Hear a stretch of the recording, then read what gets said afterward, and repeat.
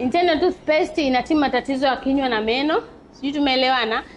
Fizi kutoka damu, lakini pia meno kuuma, watu wenye changamoto ya harufu mbaya kinywani, sijui tumeelewana. Lakini kuna watu ambao wanasumbuliwa na tango zaidi. Kwa akitumia hii hapa kwa kumpaka mtoto mdogo, ile tango inafanyaje? Inaisha kabisa. Lakini kuna watu ambao meno yao yametoboka na mpaka wanavimba mashavu. Akianza kuitumia hii internal toothpaste, changamoto yako inaenda kuisha kabisa. Lakini pia anaitumiaje? Kwanza kabisa hakikisha anaitumia kwa mswaki mpya. Asilimia kubwa wengi wanakuwa wanatunza nini? Miswaki. Miswaki unatumia kiafya, utumie miezi mingapi?